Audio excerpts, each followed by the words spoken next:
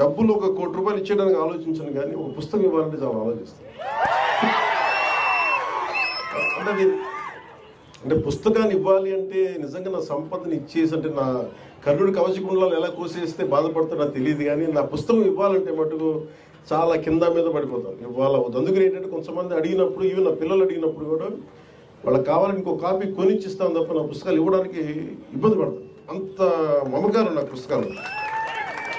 ఎందుకు ఇంత మమకారం అంటే, నా జీవితంలో ఎప్పుడు కూడా పుస్తకాలు అనేది, పుస్తక పఠనం లేకపోతే నేను ఏమైపోయేవాడిని అనిపిస్తుంది.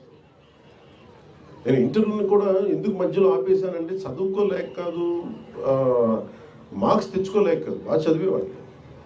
కానీ ఎందుకంటే నేను కోరుకుంటున్న చదువు పుస్తకాల్లో లేదు, క్లాస్ రూమ్లో లేదు. అందుకు నేను ట్యాగూర్ గారి ప్రేరణతో, అంటే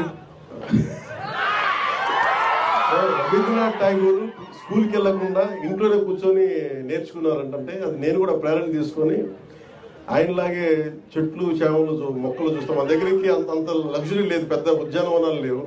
మాకున్న 2 రోజా మొక్కలతో కుండీలనే చూస్తాం. పుస్తకాలు పెట్టుకొని, క్లాస్ పుస్తకాలు పెట్టుకుని రోజా పువ్వులను చూస్తూ ఉండిపోయాడు. ఎట్లా ఎగ్జామ్స్ ఫెయిల్ అవుతాం కదా, ఖచ్చితంగా అలా చూస్తాం. మా వీడియో మీకు నచ్చినట్లయితే please like, share and subscribe.